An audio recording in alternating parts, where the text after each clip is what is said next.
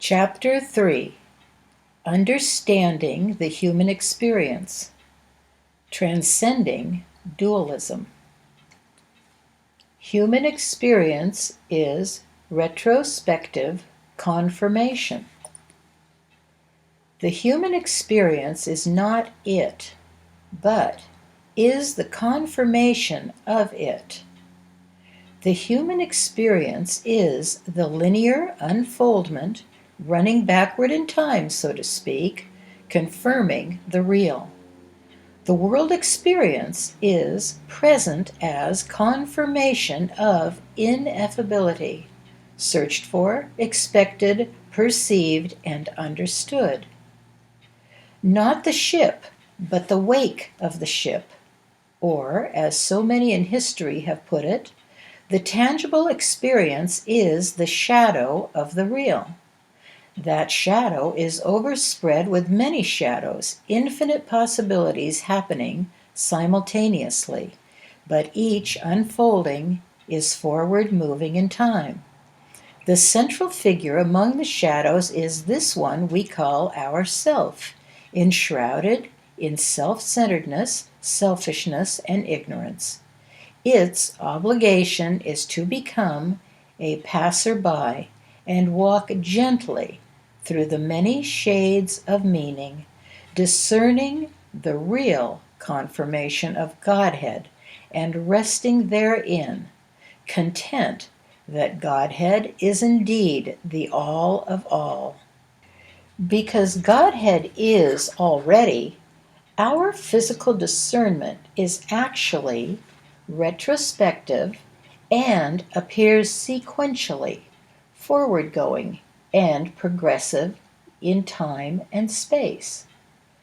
As everyone who has perceived this remarkable simplicity knows full well, it is nearly impossible to express it in writing. Why?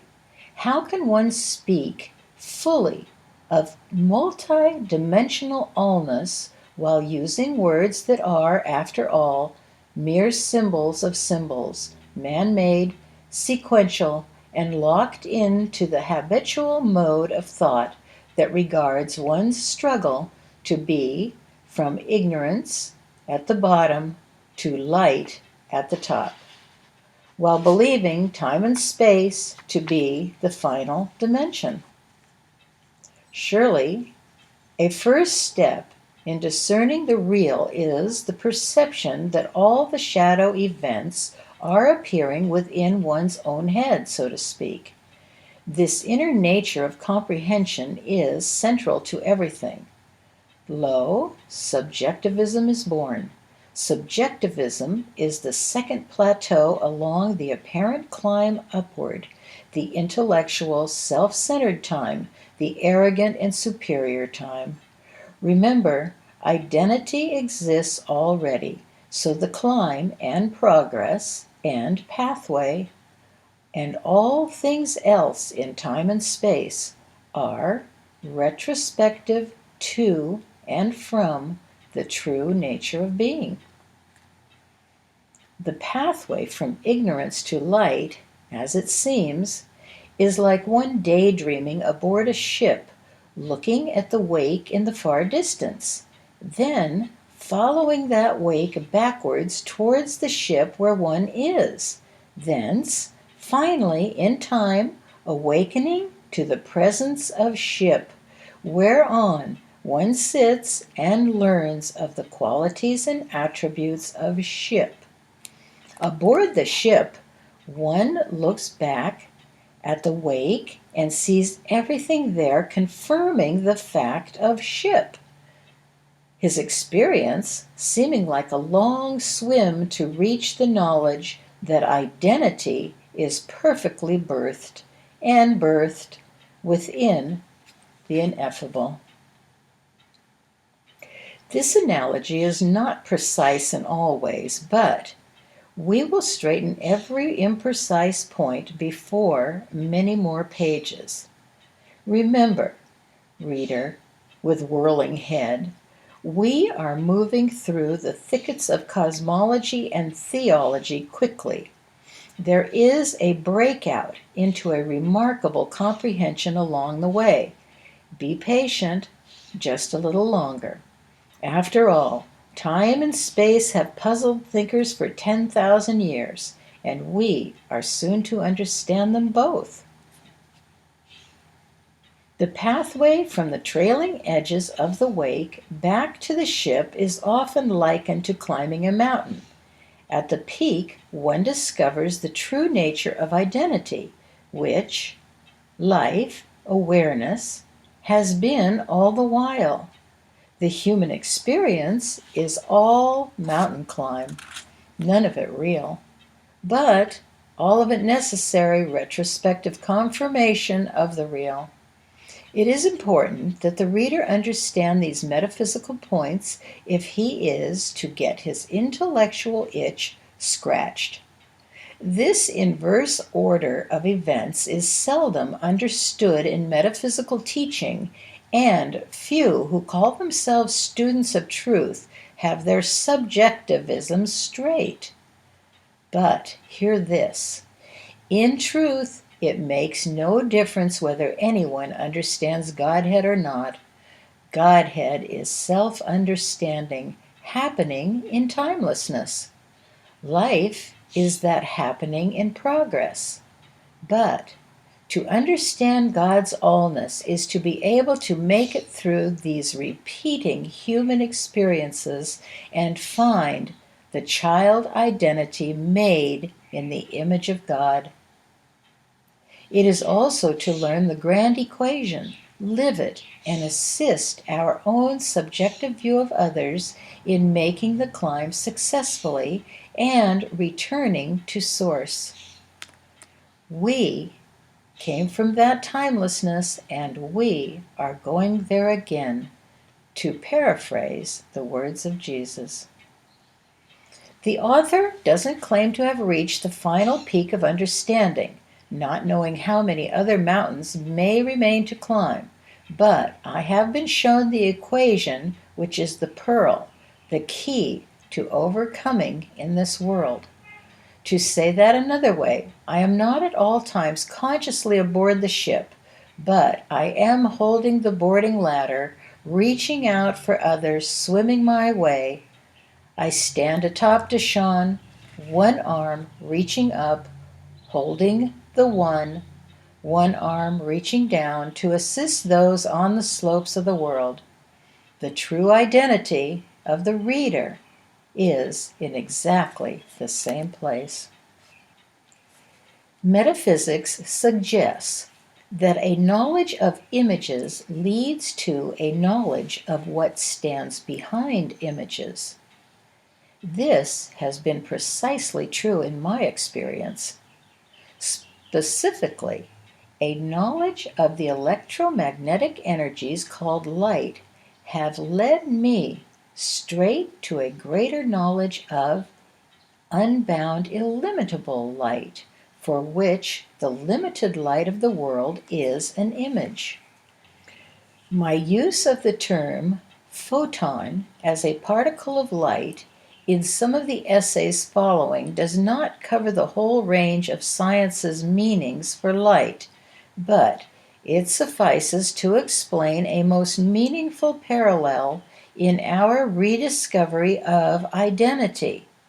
Just as light appears to behave in two ways, so we appear to have two identities, one of them limited and finite, the other quite infinite. One of them located as a point in time and space, the other virtually omnipresent, existing on both sides of time.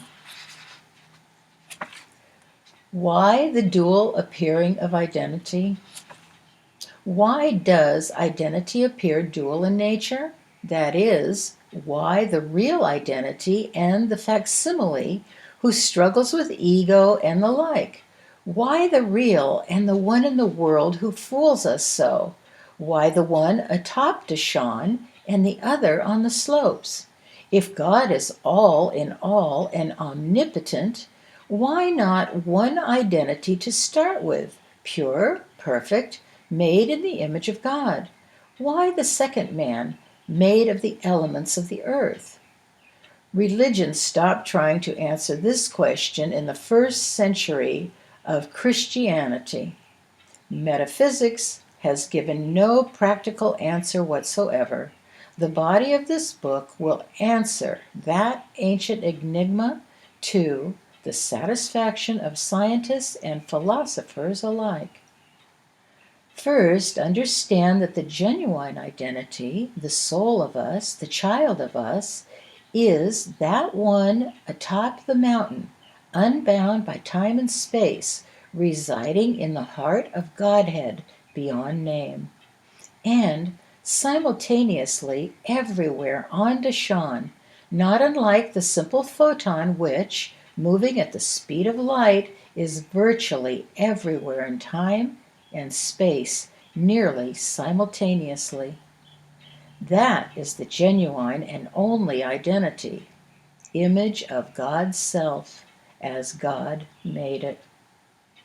Our time on Dashan, perhaps many linear lifetimes, certainly nearly 11,000 years in the present experience, is our descent into matter, or into hell, as it is spoken of theologically. That is, it is the time of learning via contradistinction. It is the accumulation of conscious knowledge wherein the experiences on Dashan allow one to comprehend and fully appreciate the wonders of ineffability and the rediscovery of the original identity. This embodied human struggler is the second identity, the one apparently bound to time and space, destined to measure tangibility to its limits in his quest for the original. The second identity, arising after the mist, is man's tendency to forget his birthright, moving away from God toward selfness, into ego and multiplicity.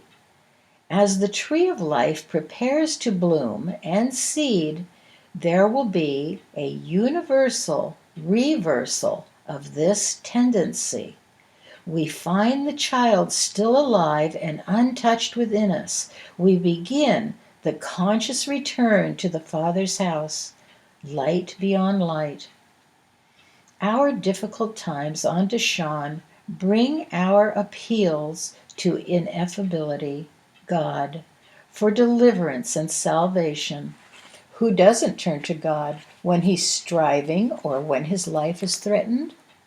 The entity, the angel nearest us, beside the ineffable itself, is always present, ever listening to us and knowing our condition and thoughts.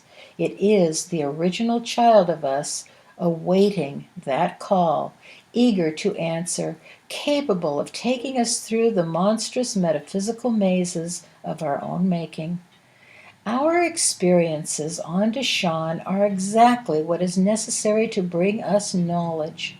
Thence, to exchange the personal sense, the climber's role, for the child.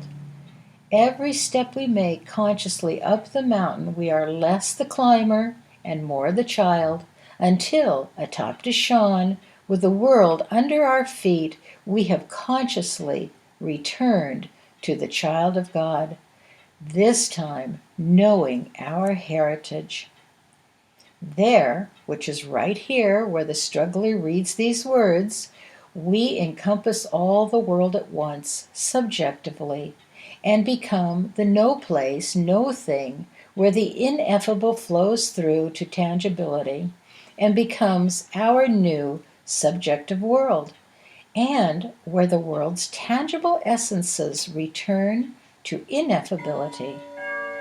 We become the no place, no thing, way, the door between ineffability and the world. This is what pure life has always been, the exchange point, the midpoint between above and below, outside and inside, first and last, male and female, spirit and matter. It is metaphysical folly to lay claim to identity who isn't a climber without making the paradoxical climb in linear time.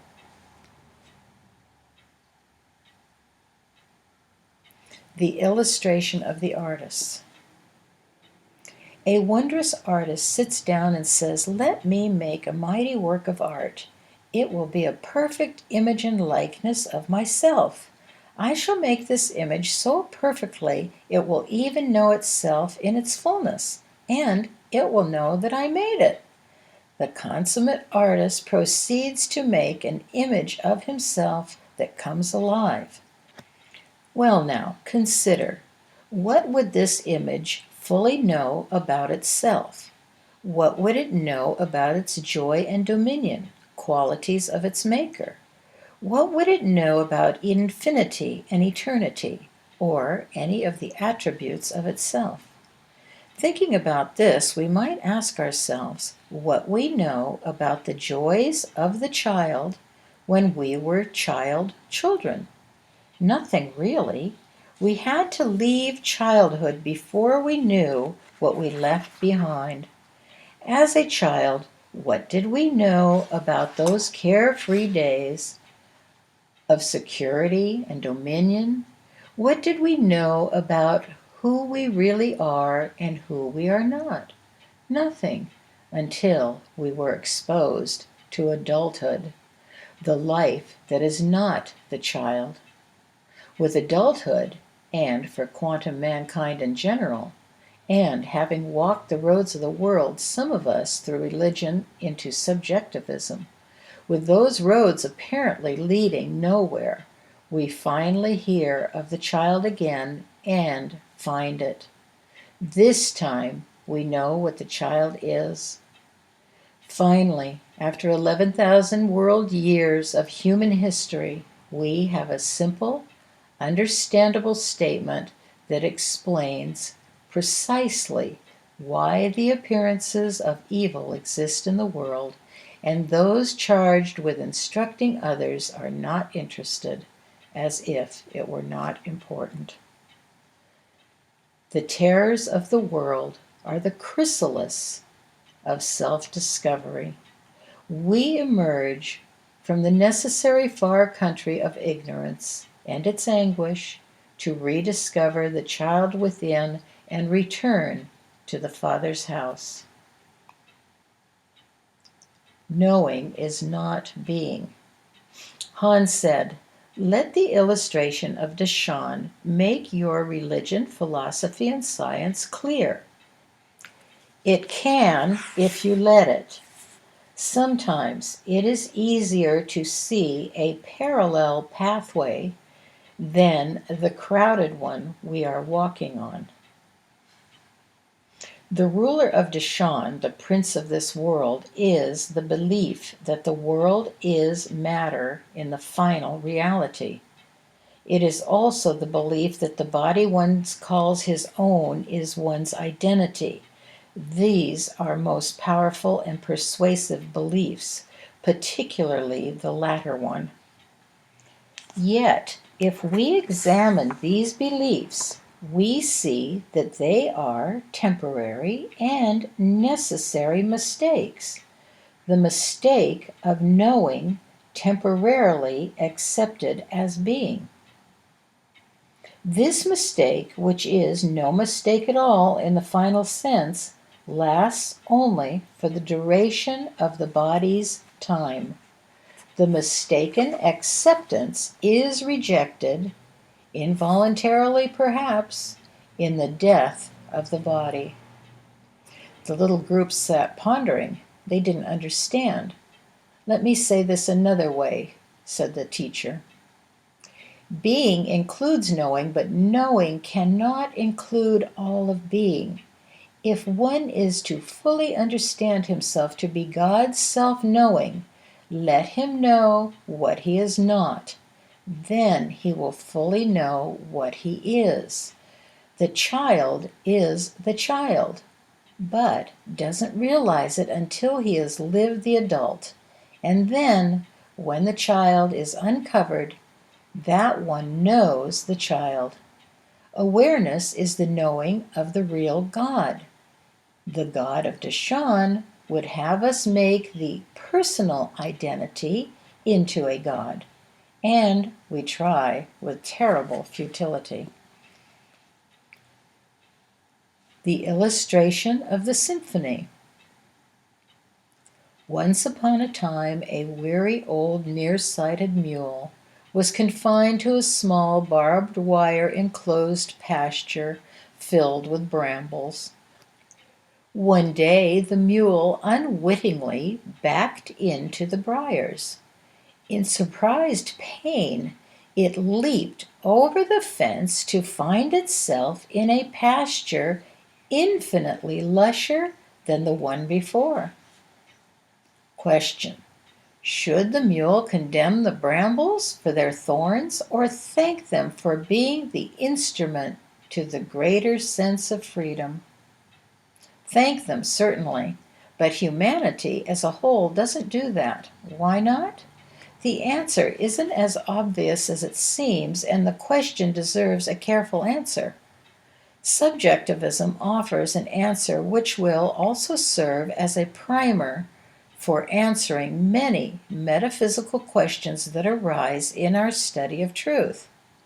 Here is the answer, delineated backward, as metaphysics often does things. I call it the illustration of the symphony. A knowledge of the symphony begins as a knowledge of the individual or personal notes that delineate the symphony. One cannot separate the symphony from the notes that delineate it, but the power, the authority, lies with the symphony, which is being the notes. The notes live, move, and have their being because the symphony, Godhead, exists. The symphony is eternal, and so are the notes that make it plain. But the notes are finite and tangible, while the symphony is infinite and intangible. How so? Because infinite means whole, all, complete, all in all, and all inclusive. And one note is not the whole symphony. Since that note is not infinite, it is finite, measurable, possesses form, and is concerned with sequence or time. Every musician knows that as the notes are seen, understood, and heard, the symphony behind them begins to come to conscious attention. And once the intangible symphony is memorized, our dependence on the tangible, finite notes has lessened. But the notes still exist because the symphony is eternally self-known, self-delineated. That is, the symphony will forever know itself in its wholeness and in its detail. Likewise, as with the symphony, our knowledge of the infinite identity begins as a knowledge of the individual, finite people, places, and things within awareness. Who can deny that the tangible universe appears as the delineation of isness, the ineffable? One cannot separate images from the isness being images that delineate it, but the power lies with isness being the sights, sounds, and images of awareness.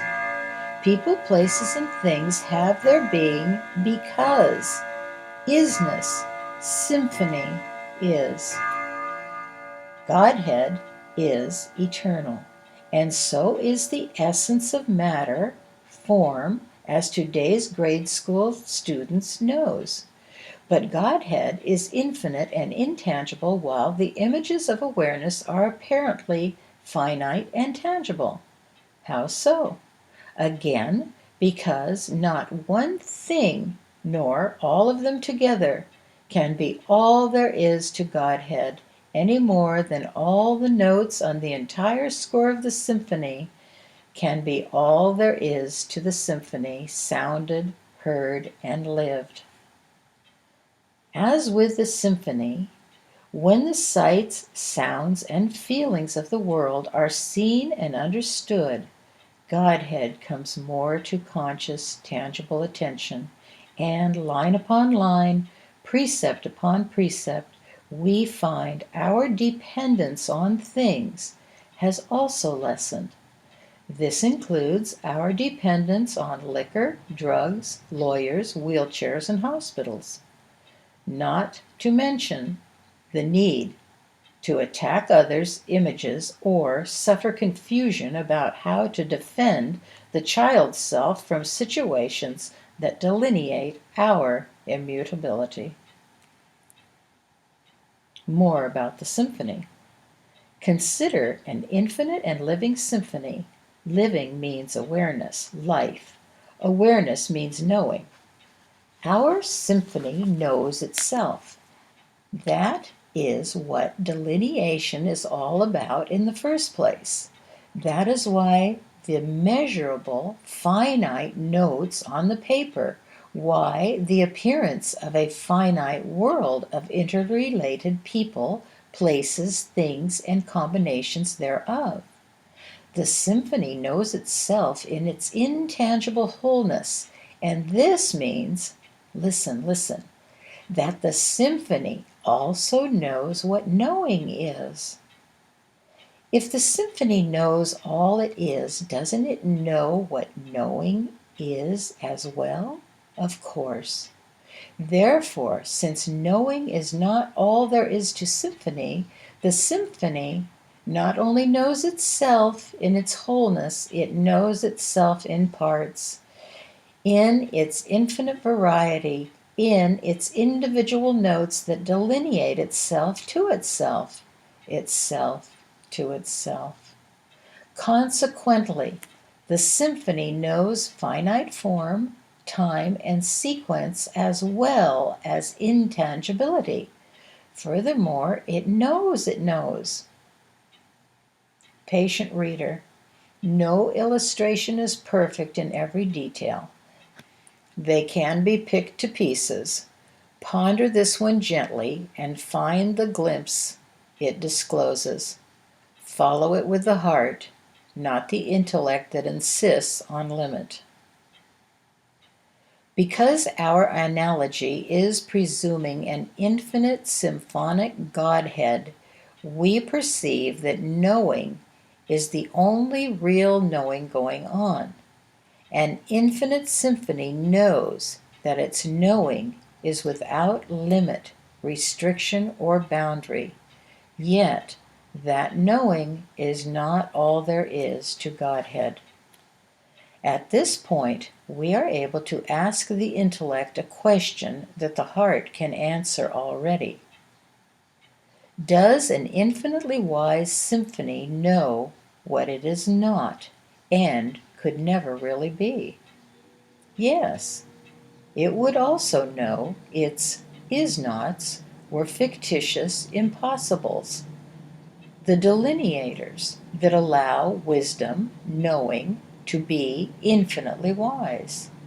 Of course it would, else its knowing would not be unlimited knowing, hence not omniscience at all. And finally, to the awakening point of difference here. Would not our omniscient symphony perceive, without fear or confusion, that a sharp or a flat note was but an adverse delineation of the correct note? And would not the wise symphony perceive that the fiction, no matter how it sounded, was not but a marker of the real? Yes, such a symphony would know exactly what delineates, identifies itself to itself in its detail to infinity. Consequently, for each note there is a knowledge of the fictitious, of seemingly real is-nots to outline it, wheat and tares. And the symphony knows the is from the hypothetical is nots necessary to define itself to infinity. Reader, let us be very simple here. This isn't as difficult or as twisting as it sounds. It is the knowledge that our hand is not yon bird, mountain, meadow, and all else that renders the total knowledge of the form called hand. When we speak of symphony and its multitude of notes, we are not talking duality or multiplicity, but referring to one symphony in the action of knowing itself. Mind and its self-awareness are one mind being all-knowing. Omniscient means infinite knowing. Infinite means without limit. Knowing, limited to only what is limited knowing. To unlimitedly know what is means to automatically know what is not and could never be. And within the arena of tangibility, which is what knowing is, the latter appears just as tangible as the real, yet it is a holographic fiction, limited light attempting to outline light. So it is our conscious experience, so much concerned with finite images of perception, is like looking out upon a vast symphony of that which, in our wisdom, we can examine in its wholeness, or sprig by sprig. And this gleaming field of wheat is the what identity knows identity to be. Even as we know what the field is, we know what it is not and could never be. The appearance of tares strewn throughout, tares outlining every sprig, and even the tares pointing to the real, exactly as poverty delineates sufficiency, as hatred delineates love, as fear clarifies confidence and trust, as death points to life. Heretofore, the old objective teachings had us busily pulling up the brambles and the tares, rooting them out, trying to heal them, change or destroy them, in the name of God, good, of course. Now we see them as the powerless delineations of the real, and remain untouched by them. We finally understand the strange admonition to leave the tares alone until the harvest. The apparent dualism is ended. It is no longer light and darkness. It is every bit light, and its infinite self-distinction. It is no longer life and death. It is all life, and the powerless delineation of all that life knows it is not, and could never be. It is no longer a matter of peace beyond understanding, and unremitting warfare against terrorism, disease, agony, principalities and powers, sin, sickness, and death. It is all childlike peace. We eternally are, and the world, which is everything that makes that peace fully known. Finally, the two become a single one, as Jesus put it. And great God, what a day this realization is. 1 mule in 1,000. Now we see why only 1 mule in 1,000, 2 in 10,000, see their anguish as their blessing. The rest write indignant letters to the board of bramble directors, lower the boom on them with uprooting criticism, and wail in anguish, at the sound the thorns make in their organizations. All the while, it is the mule's wind whistling through the thicket. One leper returned to thank the carpenter for his healing work. This illustration suggesting that for every clear chord delineating the symphony, there are 9 times 9 sour notes outlining that chord. This is why we find in the early literature of all schools that not everyone who appears to be living is necessarily alive. A little more about Dashan. Birth and death on the face of Dashan are the ongoingness of eternity, appearing in time. Beyond the body that is alive and dead is awareness, which is eternal.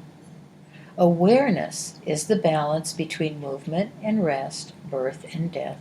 Awareness is life, whereas the living body is only the image of awareness. Male and female on the face of Dashan are the first outpicturing of the whole identity, but still image. Genderless being is the balance, whereas the gendered form is image of image. Above and below on the face of Dashan are the ongoingness of ineffability. We surrender the image's self-importance to the image, the child of God, who leads us to all truth. It is true, the peak of Dashan is an intangible nothingness wherein all image importance is surrendered to the image, the child of God, who leads us consciously to Godhead. Even the Son of God makes himself nothing before the Father, ineffable one of all. Confirmation defined. Godhead is the eternal fact. The universe of tangibility is its self-confirmation following in time. God is infinite and eternal. Space and time exist in the arena of self-confirmation, wherein events are sequential. Identity is singular Godhead. The appearance of multitudes is its confirmation to all possibilities following in time and space. Godhead's life is omnipresent, and the forms of life are its confirmation following in all degrees. Enlightenment is Godhead's self-knowing. Our glimpses and glimmers are its inevitable confirmation. One already is the fact. Near infinite numbers of possibilities are its confirmation following. Godhead is one already, and all objectivity and subjectivity in their many dimensions are God's confirmation following. Science is the leading edge of intellectualism, the inevitable confirmation of Godhead. Nothing is going on but God. All that's going on here, in time and space, is layer upon layer of confirming appearances, limited light's inward spiral. The appearances have no God in them or within them, yet the appearances exist within Godhead. Confirmations, majestic as they are neither real nor unreal, but they exist with Godhead and are God's self-knowledge happening eternally. The awareness that reads these words and seems to write them is God's knowing happening, and that happening is confirmation of the One. The confirmation is not Godhead, but exists for its self-certification and joy. Now, our subjectivism straight, the reading will be easier.